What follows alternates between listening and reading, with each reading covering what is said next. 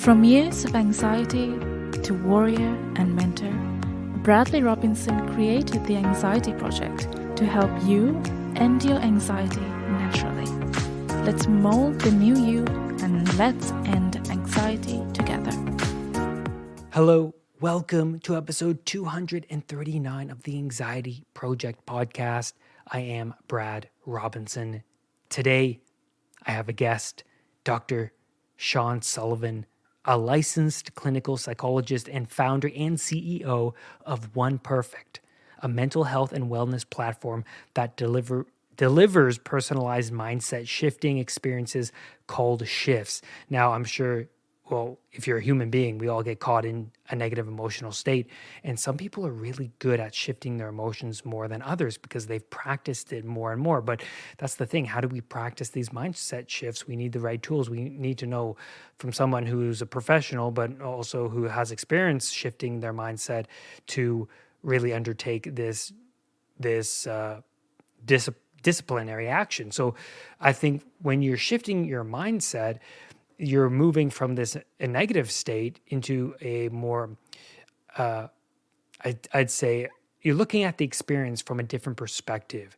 So you're in this negative emotional state, but how can we start to view this state as an opportunity rather than letting it overtake you and falling into a hopeless pit? So Sean is here to talk about how we can shift our mindset, and really we talk about his app and why this app is really useful for shifting your mindset. Now, Dr. Sullivan began his formal psychology education at Harvard University and completed it with a psychology residency at the University of Texas Health Sciences Center and postdoctoral training based at the University of California. He has since been featured extensively in national and international publications, including the New York Times, Forbes, and Huffington Post, to name a few. So today, I get to pick his brain about mindset shifting, and he's going to teach us how to shift into a better state of mind anytime with something he developed to solve this global unhappiness problem. So let's get into it. Here is Dr. Sean Sullivan. Dr. Sean Sullivan, welcome to the Anxiety Project podcast. I'm really excited to have you here today.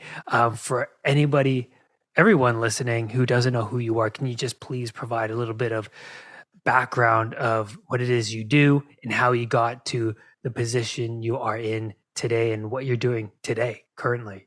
Yeah, I'll try to do that concisely. Let's see. So I'm a clinical. It's great to be here. Thank you for having me. I'm excited to chat with you a little bit about all this mental health related to anxiety, wellness related to anxiety, etc. I'm by training a clinical psychologist, and I've been at that for 20 years or so now with grad school and research and all that. My entry into psychology was through research related to how do we apply technology to psychology. So 20 years ago, there wasn't a lot in that field, but it seemed clear that technology would get better and better and it would be incorporated into psychology. And so I did my research on that while becoming a psychologist and beginning to treat patients and starting a practice. So I've had a practice for all of these years since. And in the meantime, have built a lot of technology products to support my patients in the practice, and then also sort of do-it-yourself tools for people. So that might be, one of the early ones was 21 days to master anxiety, 21 days to focus on happiness, tools like that. And that has evolved over time as I've learned largely from putting products out and seeing what worked and what didn't work. One of the main things I learned was that if people aren't using a technology product, it's not working, no matter how well it worked in the lab or how good the data is. And so I focused a lot in this last iteration, which hopefully we'll talk about today. It's called Shifts, a company called One Perfect. OnePerfectShift.com is where you can go to see it. And this is a tool that is really well engaged with. When people use it once, they continue to come back in general. And I think because it's a very specific and targeted tool. What it is, a shift is a short, typically digital experience that guides you through shifting into a better state of mind in 5 to 10 minutes anytime. And so you could identify, I'm feeling sad or lonely or frustrated or anxious or I can't sleep, which has a lot to do with anxiety often. Or I'm unmotivated even. You want to, maybe you're doing okay, but you want to really get into a good place. And within 5 to 10 minutes, the goal of this platform could be you get it on an app, could be that you get it on the web, but you're doing this digital experience and you're navigating into a better state of mind closer to where you wanted to be. And as long as, I'm on the topic, what we found piloting this for the first 2 years with the biggest university system that I'm not allowed to identify publicly is that about 89% of people, almost 90% of people reported they were able to shift to a better state of mind just by using a tool for 5 to 10 minutes. And what that taught me as a psychologist, and maybe we can get into this more, is just that it's not that hard to do if you take your brain and your body through a sequence that works for you. So 5 to 10 minutes is enough for most people to make a shift to a better place, not to a perfect place, but to a better place. So Fascinating. that's where I am today, and I spent a lot of time focused on that company and that work, and then see some patients, and we use that research to inform the product as it develops. Mhm. So, as a clinical psychologist, through education, at one point did you come and realize or think about using technology as a tool for those suffering from anxiety? So, you took a lot of the science based approaches or already proven methods of shifting yourself mentally. And when was that moment for you? When did that click for you? And how did that come about where you're like, wait, technology, could we have that tool in our pocket? Could we implement like an app or something on our phone to like help people shift the Yeah. mind? So I'm not sure I could identify the exact moment, but I Mm, know a couple of the moments that led up to it. I did an internship at the mindfulness-based stress reduction clinic, which was at University of Massachusetts Medical School, and that was founded by John Kabat-Zinn, who's really responsible for a major amount of research on mindfulness. And mindfulness is very connected to stress reduction, which overlaps with anxiety reduction, right? So I learned how much powerful information and skills were out there to share this. And then on the other side, as I mentioned before, I think all of us were seeing, if we were alive and old enough 20 years ago, that technology was beginning to kind of make an impact. And how could we share that knowledge that's clearly there in a way that's streamlined through technology where it's really scalable? Became a mhm, question that I thought, oh, now I'm not sure. The shift concept took a while to come, and that really is just, it's a way to frame, getting into a better state of mind, right? Meditation is one way to kind of talk about how you could use tools to get into a better state of mind. So yeah, it happened over time, and I talked about before, a lot of trial and error around what worked and didn't work. If the frame isn't right, for what you're trying to share, then people won't use it. And so mhm, a lot of it is, how do you talk about it in a way that resonates? mhm. So, when someone comes to you, Sean, um, and when they're feeling hopeless, when they're really suffering, they feel stuck, they've been practicing the same pattern of living for a long time, the same pattern, the same mind or the same story keeps playing out in their mind. Where do you go from there? Do you ask the right questions, or do you get to know their background, or like what do you start to do to help someone who's like just hopeless, Sean? Where do I go? Yeah, yeah, yeah. So let me kind of, what happens in my mind is I break it into kind of two categories. And one category is the really sort of catatonic, can't get out of bed, deeply depressed.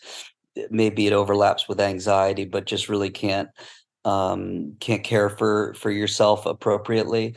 In that case, a lot of people a good percentage of those people would need like real support, ongoing support, maybe inpatient support, where they're getting 24/7 care and they kind of can get nurtured back to health. And I've worked in those environments. In my practice, it tends to be a more traditional psychotherapy practice where people come once or twice a week historically. And so if you're able to, like, let's say the other group is you're able to actually get to therapy. You've decided I need some help, and you're in a place where you can do that and you motivate yourself to do that. So you kind of have cleared that hurdle. And so if you do get in my office, I really love the question. It relates a little bit to what we talked about before for me, in terms of one of the insights that came to me that made me realize, oh, this is not as hard as it looks, right? And the reason that I realized that is, in my first 10, 15 years of doing therapy, there were very few times, I mean very few, 99 plus percent of the time, when someone came into the office and we sat down and we began to engage, um, within 5 to 10 minutes, we were in a good place together in that room.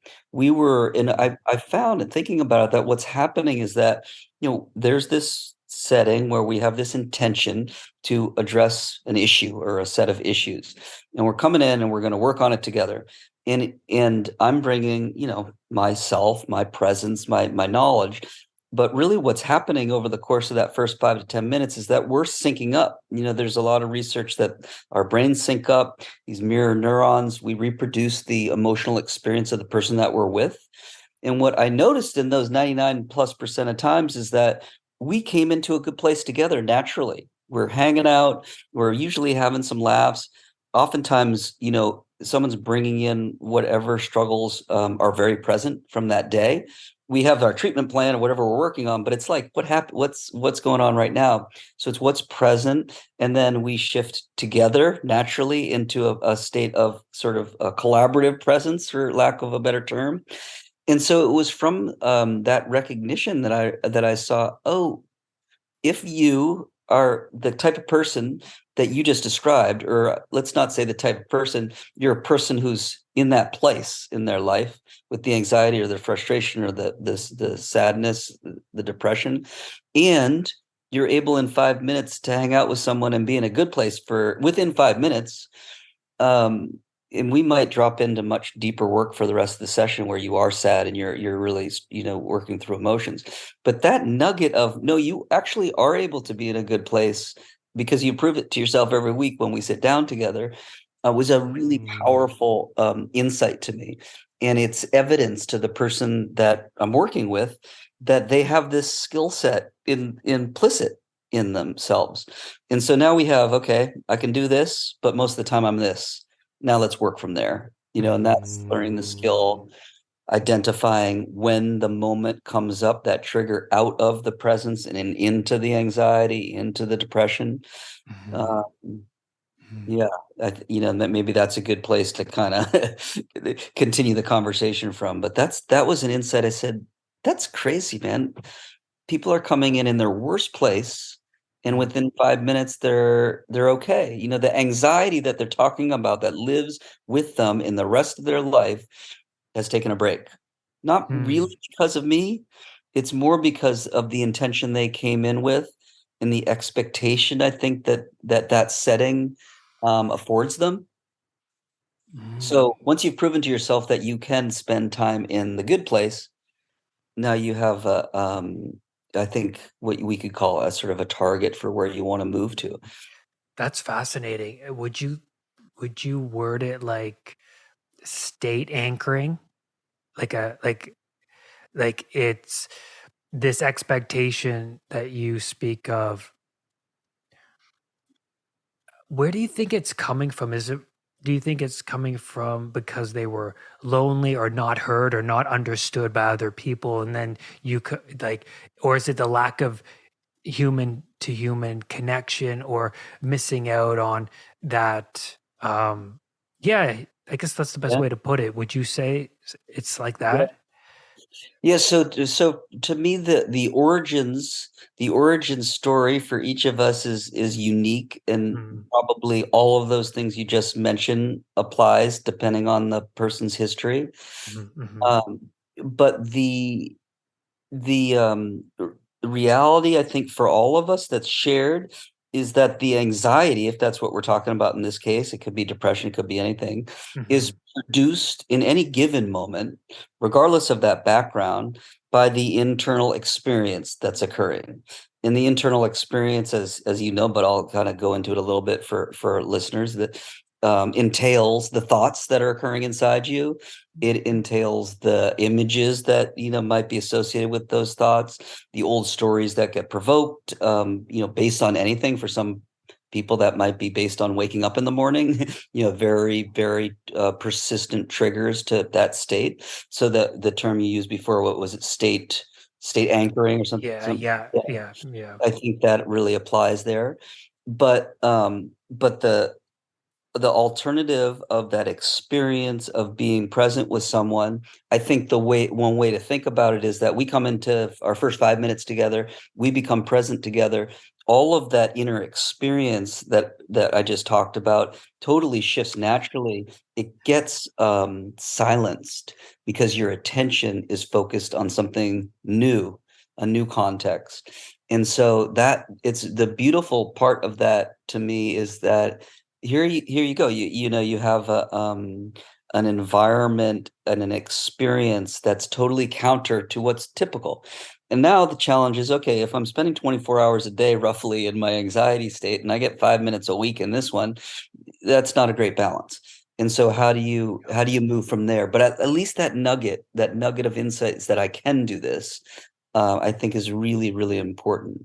And I'll just highlight what sits in front of that is saying to yourself, I believe, this can change enough that I'm gonna go get help. I'm gonna go talk to you or whomever. I know you work Absolutely. with a lot of people on this stuff. So the first step is I need to recognize this is a mutable situation, a changeable situation. Absolutely.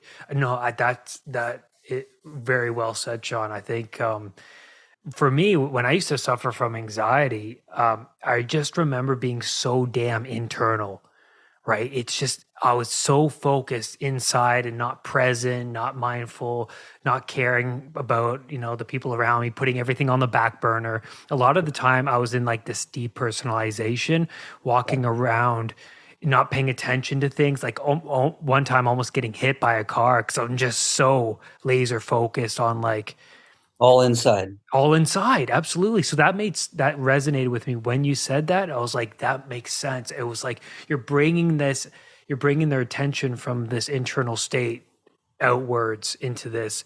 They're not thinking about themselves, and they're not so consumed by the emotions. They're like, oh, we're interacting, we're relating. Like, look at me, look at you, kind of situation. I think Yeah. that's yeah, Yeah, yeah, and I think the other piece of that in terms of going to get support is that this person's whole job and intention is to support you, right. so you feel safer. You should. I mean, hopefully you do.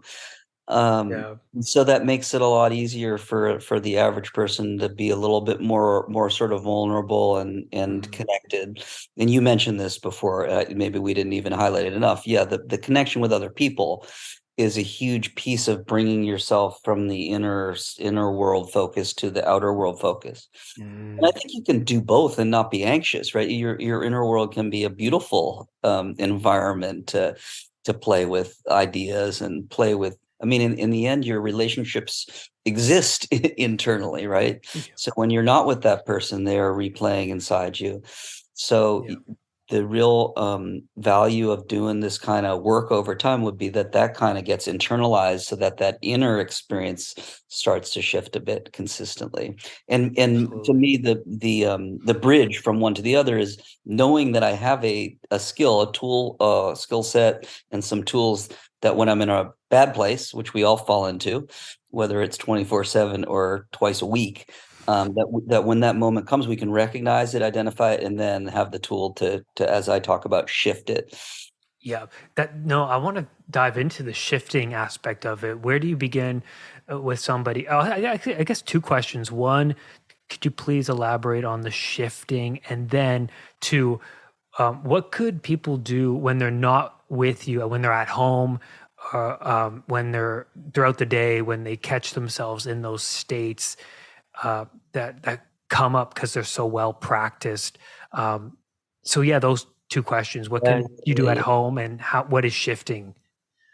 yeah, so again, shifting is a shift is how you learn shifting, right? And a shift is a short digital experience that guides you into a better state of mind. And Mm, and the way that it works, at least in the One Perfect Shift platform, is that you come into the app and you identify I'm feeling anxious or sad or lonely.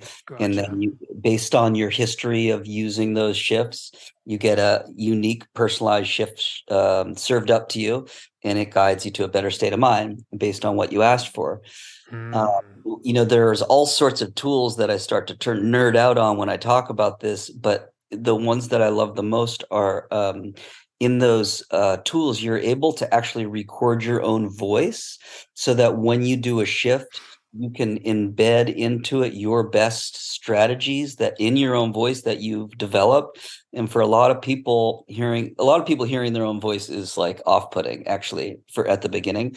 But if you can get to the point where you can articulate what works for you and basically create a shift for yourself, that to me is a indication that you really know clearly how to do this for yourself. And so it starts out with guided, and it tries to guide you into being able to do it for yourself in your own voice. So there's that, and then the reason that I'm talking to a lot of people about all this right now is that we're adding to this project a live component. So right now you come in and it's all digital, an audio experience or a video experience that guides you, but we're adding live shifters, right? So you would come into the app and say I'm lonely, and then all the folks like yourself, for example, might show up as a profile and say, yeah, I want Brad to shift me because I resonate with him, or maybe it's an audience member.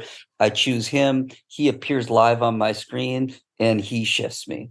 And so part of the reason I think that's such a beautiful idea is sort of twofold. One is that we know that we talked about it already today, the human component is so big for, everything in terms of how we feel. And the second is that the value of giving someone that experience to you, the shifter, is the research suggests it's even more benefit than the person who's getting shifted is. So if you're not only are you shifting yourself as you shift someone else, right? Because you're going along with them, but you are you're contributing to another human life here, and that the benefit we personally get from doing that is proven, and it's enormous. It's a little bit counterintuitive to people that when you give you get, but all of this ties together really nicely. And my fantasy is that if we had a volunteer requirement for worldwide, it would be give 5-10 minutes of your week to teach someone or to guide someone into a better place. You do that, you get benefit, they get benefit. We all learn how to do this.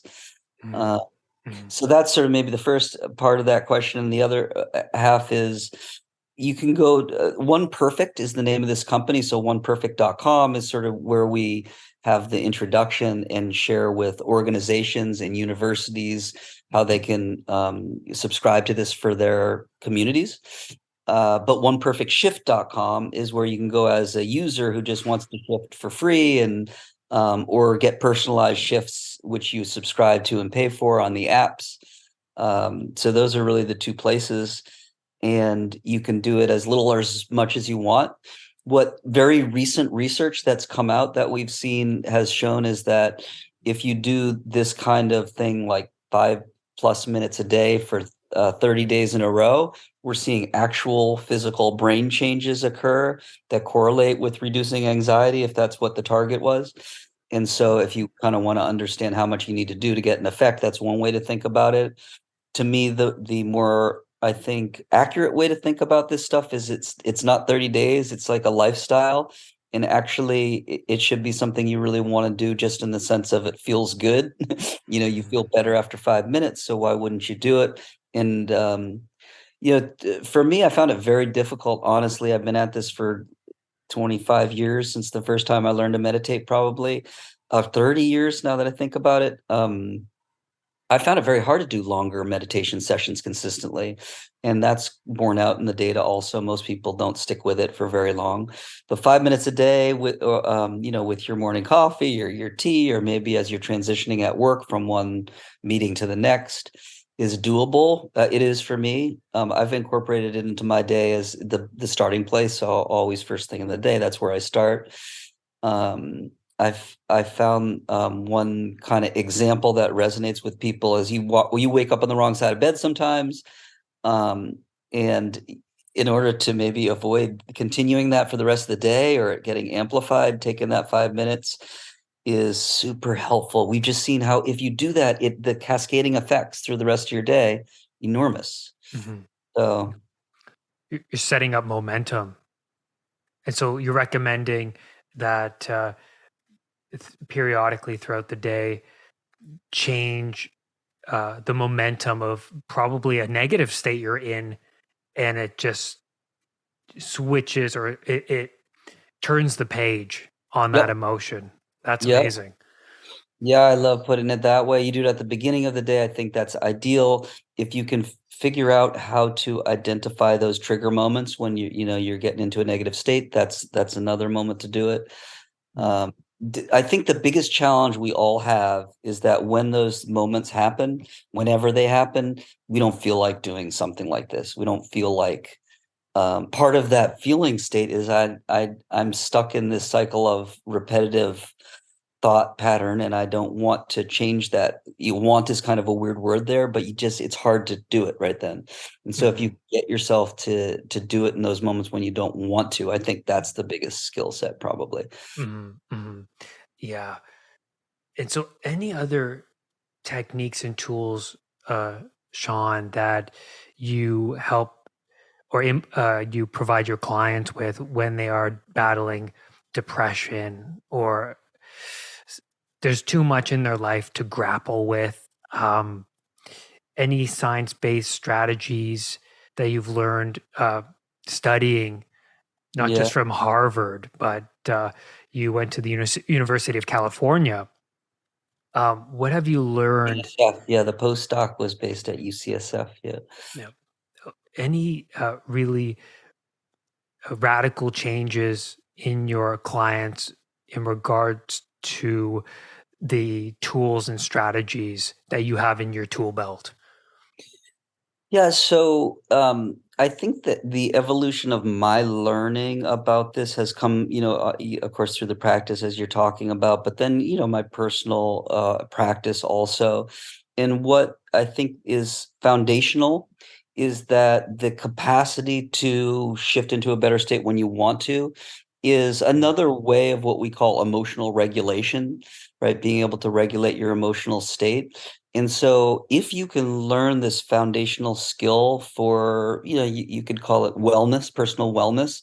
If you have this skill, then all of the mental health issues that people have that are downstream from not being able to do that, you're Mhm. really taking a huge, making a huge impact on that. So if you can just learn that one skill, and that's why with shifts, what we focused on is meeting people where they are. So, you could be depressed one day Mhm. and then lonely the next day. It might feel different, but it's coming from the same things that we talked about, the internal state. And so, what we're trying to do is meet people where they are. But to answer your question, it's that foundational skill, and it's not that you learn it once by doing it once. It's that you practice it Mhm. until you feel confident with it. Mhm. So I Mhm. would say that that's the thing. This is not just a straight upward journey. It's a trajectory that's got two steps forward, one step back, and but if you keep sticking with that particular learning that skill, practicing it, you're going to have some huge successes that kind of really move you forward and make you, I think, believe and see your life experience in ways that you can't until you are able to do that. Because when you know for yourself, for example, in any moment that I do know how to get into a better state of mind within 5 minutes, totally changes how you cope with that difficulty that you're in. Yep. Um, I think that's the biggest gift you can give yourself, is to get yourself to know that you can get yourself into a better place when you need to. Absolutely. Yeah. I did it the old school way. I wore an elastic band on my wrist. And whenever I was in a bad state, I would slap it against my wrist. It kind of like, oh, I'm catching myself. And then I project a positive image in my mind or a different dialogue, rational, of a rational dialogue, or, because we tend to treat ourselves, so much of society tends to treat themselves as someone they don't really care about, right? They talk to themselves in such a negative tone. So I really am excited about this, this app, shifting app. I want to dive into how you use VR as a way to shift someone's fears and desensitize themselves. And that's really, really fascinating to me because I think that would be extremely useful. Yeah, yeah. So this one's interesting because we were talking about earlier, my original research was related to applying technology to psychology. And there wasn't as much back then, 20, 25 years ago. But what there was actually was virtual reality research on this anxiety issue.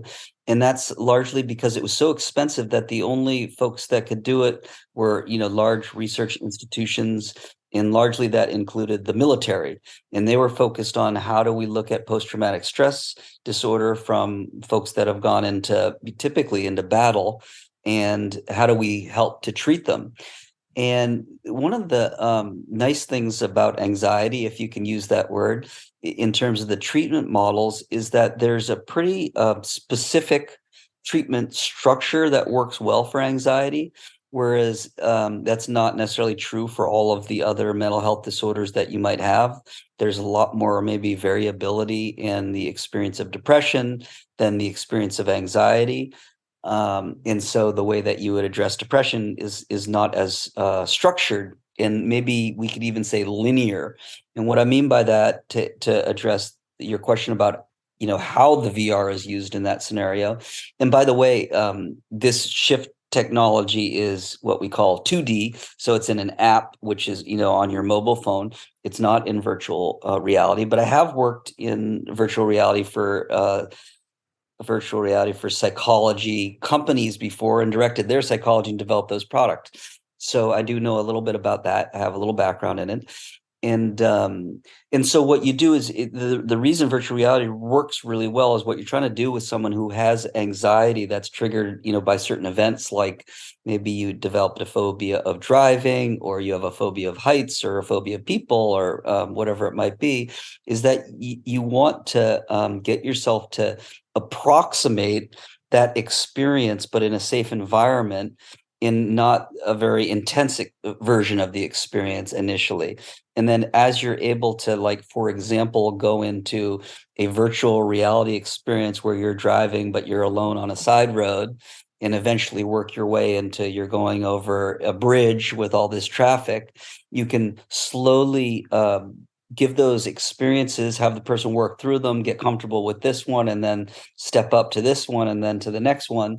And within not too long a time, you're seeing that you've totally shifted the experience for yourself if you're doing it, or for the Mm. person if you're the therapist. And so there's a lot of, and so in the military example, you're approximating the experience that's the scariest repetitively, and you're getting the person to a place where they're able to be in that experience but also be present, and able to process the emotions that are coming in a way that's constructive, as opposed to just spinning the spinning mind with all the thoughts and fears and flashing images and memories that constitute spiraling into anxiety. So Mhm. I do believe, and there's some great companies out there now that have virtual reality for psychology, anxiety, particularly products. Public speaking has been around for a long time, where you can approximate the situation that terrifies you slowly. And in the same way, in some ways that we're talking about shifts, repetition, breeds change. And so you keep doing it and you get there. And with that example, it doesn't take forever. I mean, it's person to person, but it Mhm. doesn't have to take a long, long time. Mhm. So that's so fascinating that you're putting the client into a situation via virtual reality. And you are, I guess, essentially making them bored. You're making them experience the situation that they're fearful of until their amygdala calms down and gets bored of that situation. Then you can move up a level that's a Yeah. little bit more intense. Is that right? And then a little bit more Yeah. intense. Yeah. Yeah, your physiology will acclimate to the experience if you sit in it long enough, and it's Amazing. not a fun experience. But when you're doing it with a therapist who's, there to support you and you're titrating up slowly enough, it's Mhm. it's manageable, it's emotionally manageable. Mhm. And if you have horrible experiences like war experiences, then this takes some time. But yeah, I like the way you put it. Just Mhm. you get a bored, something like that. You're able to tolerate the experience in a way that's not triggering you. Mhm. Yeah. And so with the shifting, do you find that the clients get so good at it that they sometimes don't even pull out the phone because they pulled out the phone so many times they implemented the strategies implemented by the application, and then they get to a point where they're like, "Oh, I just shifted there and I'm not using the phone." I think that's a brilliant point, Brad. Yes. I mean, That's 100%. that's For me, cool. that's how I live it now. I mean, the reality we both know is that the present moment is persistently here. It's always one moment away if you're not Yeah. there. And so to the degree that you can associate, and it's a great point, I think, because the virtual reality example really applies here. It's like once you've associated that solution with the solution, then you don't necessarily need to go through it. Now, that said, I think there's enormous value in spending extended, intentional, strategic time in presence just because you get so fed by clearing your mind of everything else. Uh, Mhm. but yeah, I think it gets to the point where it can be used really well to kind of immediately switch yourself. Mhm. Um, Mhm. but to me, it's so pleasant to kind of spend time in with the intention of being in the present moment with yourself alone for 5 minutes a day, which is so short, that it's worth doing either way. Mhm. Yeah, one way to ask that question to me is like, can this generalize to your life, the rest of your life? And it's a tough question to research around this stuff, but my experience is that yes, that is the trajectory of doing this work. I love that. I always want to ask the people I talk to what they are currently implementing or um, the habits that you are currently implementing, Sean, in your life that has really helped you to establish that mindfulness or that health and well being. Yeah, yeah. So I'm looking at myself on the camera here today and noticing the bags under my eyes, and I think that's partly because I was sick all weekend. And what I find is when I'm not well, that was physical. It could be emotional also. You slip into a tough spot. For me, that would happen maybe overnight. One of the real impetus for me of developing this stuff was not sleeping well overnight or waking up with spinning thoughts and couldn't get back to sleep. And you got to get up in the morning and it goes and goes. And really saying, I need to solve this problem. Like this, I don't want to live with this. And this seems solvable. And so both of those are examples of those moments when you're not doing well, and I turn to these tools in those moments. And so just a couple examples of when in my own life I would say that I use it, and I'm just so grateful that it's there because it wasn't there for me before until I knew it was a solution. And the other reason I think those are important to think about is that that's when your resources are lowest, right? You're feeling sick, you're not feeling capable of doing anything. The negative thoughts kind of emerge from the physical poor non-well-being. And same with overnight. You actually, when you wake up in the middle of the night, all your resources aren't there. You're half asleep. You can't fight off these thoughts in the same way. But if you can learn in those moments to address them effectively, now you really, that you've learned something Mhm. that you can apply anytime. So Where do you think those thoughts are coming from? I know what you're saying. Like even for me, um, you know, getting up sometimes after a poor night's sleep, the mind instantly goes, "Oh no," or like, "Here we go. Like, how am I going to get through the day? I didn't get enough sleep." It kind of goes in that yeah, trajectory. Is it because human beings in general just have problem solving brains? It's like, oh no, how do I solve this problem of feeling bad? Or like, why am I feeling bad? Let's look inwards and see what's going on internally. And it starts to obsess over every little detail. Is it because of that? Is it because we just have problem solving brains? We go to the negatives all the time. I think that is most of the answer is that yes, we're structured to look for problems in the environment and to solve them.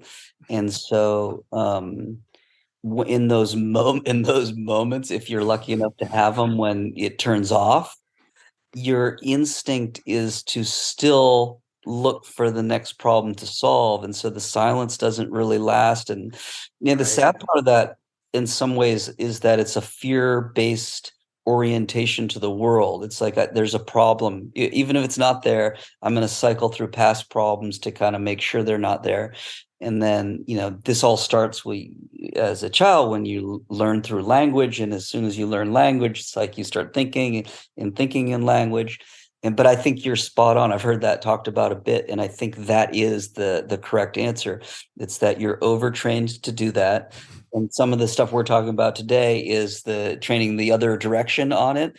Of it's okay, just give yourself the experience of being at peace for a minute at a time, and you'll see your brain and body constructed of 30 trillion cells. You're just a bubbling sort of genius of a miracle.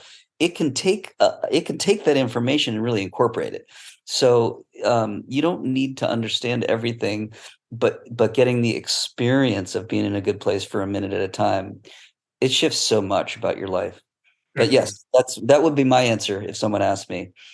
So it's like, and then that's the question that's the question that is the foundation of today's podcast is like, well, how do we change that state of mind when it starts to go down that path? And we just talked about that, like shifting from one negative state to one that will help reach your better self, Yeah. essentially. Yeah. Well, I actually love also that you brought that up towards the end here because just knowing that, right, about yourself when something comes up, that this is actually a very natural human instinct, whatever we want to call it, pattern, and is a very helpful thing to know because that takes some power away from it. It's like it's not real, it's searching for something real, maybe.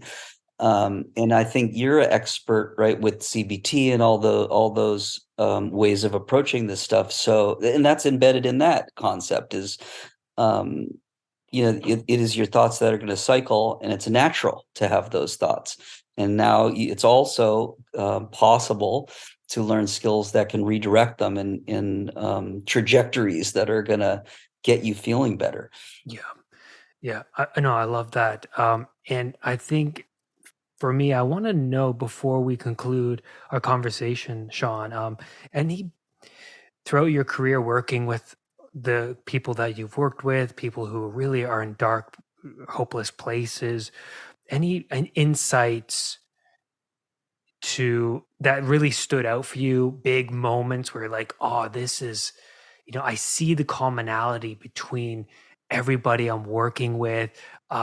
Is it, do you find that everyone that comes in, there's always a pattern of that mindset or how you want to look at Yeah. it? Anything that stands out to you that you're like, oh, wow, this is, Yeah.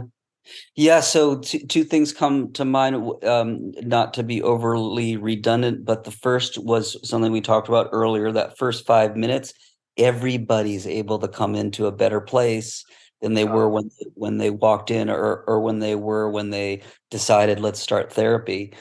And so that's common across people I've seen. We're all capable of finding presence in a present environment. And what was the other one? I don't know. It'll come back to me. Yeah.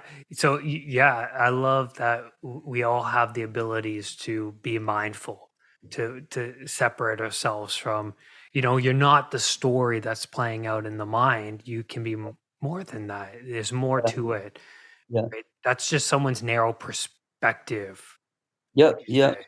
Yeah. Yeah, and I actually the other piece of that I was thinking about is that no matter what people come into therapy with, and this isn't totally universal, but kind of universal, is that it turns into relational issues. So it's usually something having to do with something with another person that you're going through. It could be loneliness, or like lack of another person, but that tends to also relate to human. So we're very social creatures, even if you feel like you're an introvert and that's not how you identify yourself, or that's not in your sort of personal personality profile. That other people, maybe it's how they judge you, but it's really your relationship to others. It's important to understand, helpful probably to understand that we live in relationship to other people, even if we don't want to, if you think you don't want to. So you come in because you're having a hard time at work, but what's a hard time at work? Well, it's people, or Mm, it tends to go back to the home life and to the people. yeah. Um, Yeah. No, I love that. I think that is a perfect place to conclude. yeah. Dr. Sean Sullivan, I am thankful and grateful that you're here and to share your wisdom. And I learned a lot today. Thanks so much, Brad. It was great talking to you. That was fun. It's And great talking yeah, to let's you. talk again sometime. I'd love that. Thank you. All right, bye bye. Brad's powerful anxiety recovery program is now available at unpluganxiety.com. The Anxiety Project program is downloadable and puts the power of anxiety recovery in your own hands. Visit unpluganxiety.com for more details. Recovery starts now.